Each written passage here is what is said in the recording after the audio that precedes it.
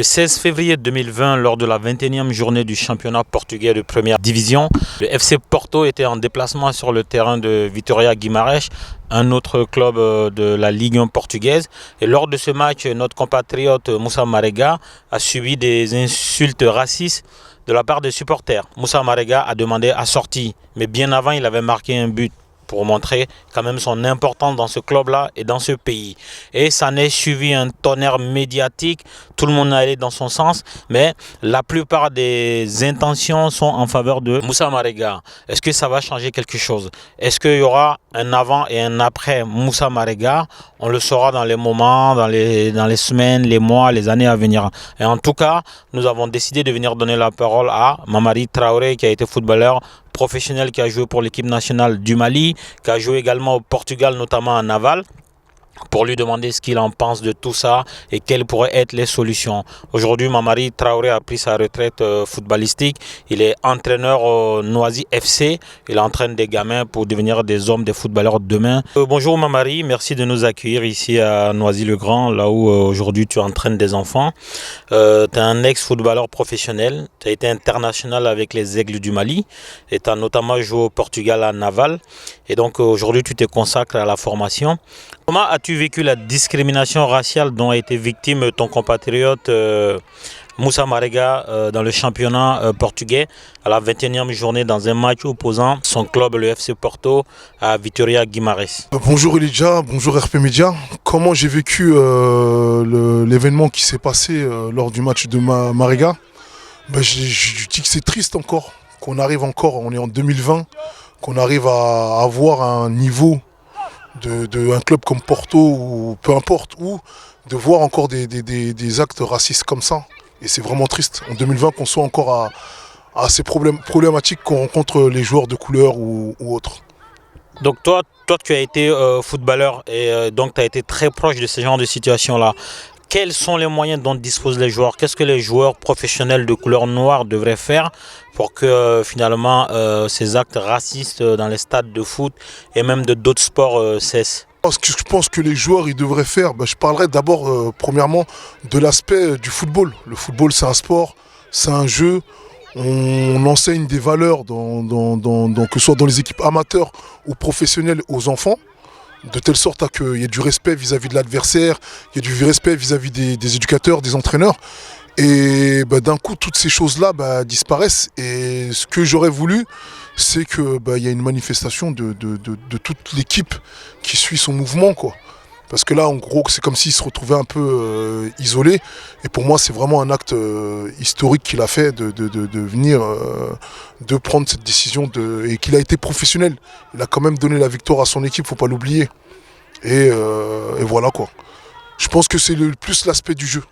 De dire comme quoi qu'on rentre sur un terrain, on est une équipe, on est tous ensemble, y a un coéquipier qui est mal, on compense. Et dans des situations similaires, du moins similaires, des situations où un joueur il va subir une agression physique d'une équipe, d'un joueur de l'équipe adverse, directement les coéquipiers vont venir l'aider.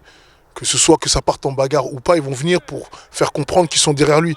Là, l'agression, elle n'est pas physique, elle est verbale. Et on va dire qu'il n'a peut-être pas eu le soutien qu'il devrait avoir. Est-ce que justement, à ton sens, les entraîneurs de club, les sélectionneurs, les arbitres, le staff, est-ce que tout ce beau monde-là protège suffisamment les joueurs de couleur face à tout ce qui peut être insulte, cris racistes dans les stades de foot? Qui protège les joueurs, je pense qu'ils font ce qu'ils peuvent à leur niveau.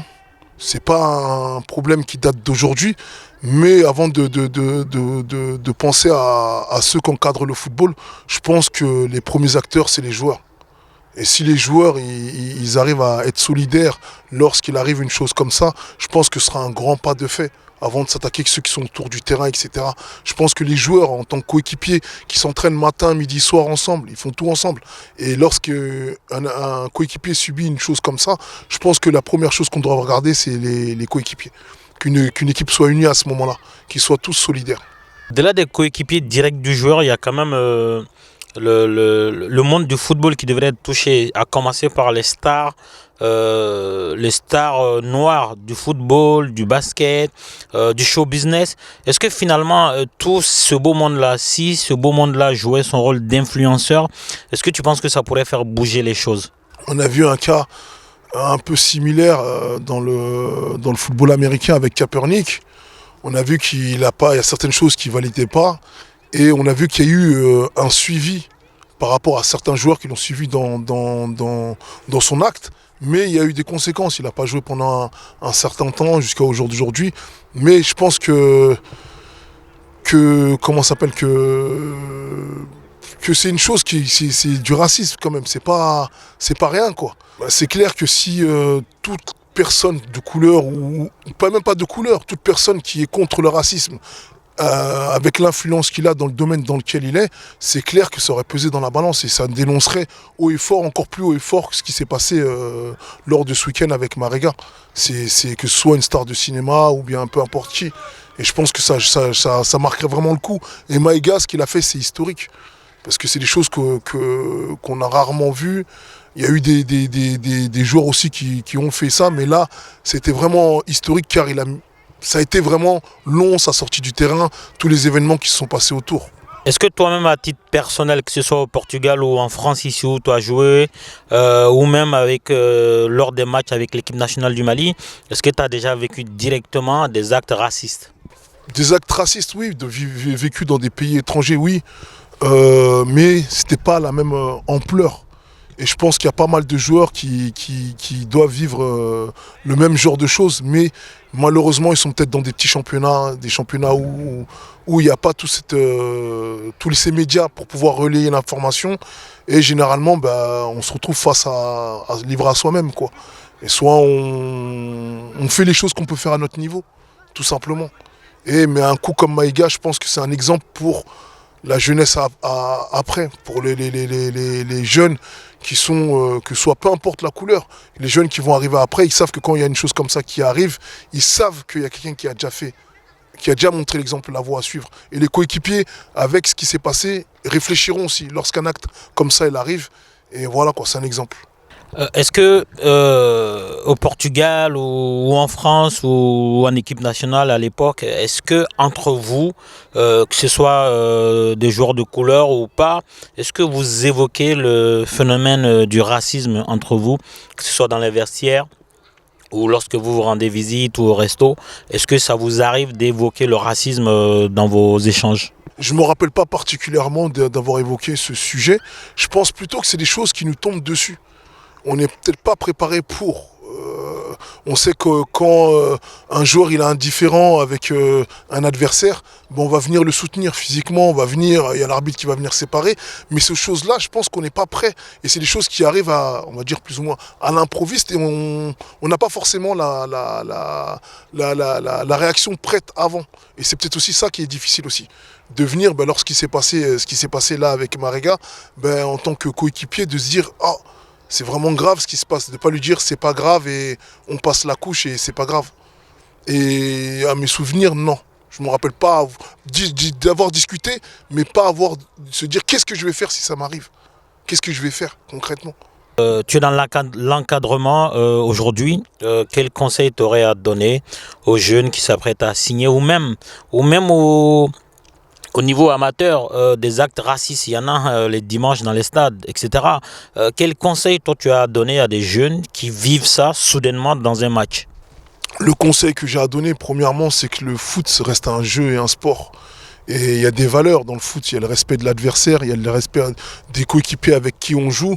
Et je pense que cette mentalité ou cette façon de voir les choses n'a pas sa place dans le football. Et je dirais que si un événement comme ça, il arrive, qu'une personne se sente vivre cette injustice, peu importe le niveau ou peu importe où il joue, que ce soit en amateur ou quoi, qu'il fasse un bloc avec son équipe, que les deux équipes fassent un bloc. Que c'est pas parce que je suis ton adversaire sur un match comme ça et je vois mon coéquipier avoir une phrase déplacée envers quelqu'un, je le condamne aussi. C'est pas que l'enjeu du match. Si je joue dans une équipe et cette personne a des propos racistes envers mon adversaire, je lui dis non, t'as pas qu'on condamne chacun à sa manière. peut-être que le match ne sera pas arrêté, mais de reprendre la personne, de lui dire non, ça ne fait pas partie de l'éthique du football. Et aujourd'hui, on est là, c'est un sport. À la base, ce sport, on est là pour s'amuser, on est là pour prendre du plaisir. Et là, on oublie tout ça, on a l'impression que c'est, je ne sais pas c'est quoi, je ne reconnais pas. On ne reconnaît pas, il n'y a pas la place pour ça dans le sport. Dans le football, il n'y a pas la place pour ça. Parce que déjà, les clubs, ils sont ouverts à tout, le football, il est ouvert à tout le monde. Et comment on va venir, que ce soit un supporter ou je ne sais pas, une personne sur un terrain, injurer quelqu'un d'acte raciste. Il n'y a pas cette place dans le sport. Et je pense qu'on devrait nettoyer le sport, enlever toutes ces choses du football et éduquer les jeunes à pouvoir réagir en conséquence de ce qui se passe sur le terrain. De faire bloc. Je dis juste un sport de solidarité. Merci beaucoup Mamary de nous avoir accueillis ici sur ton terrain d'entraînement avec les enfants.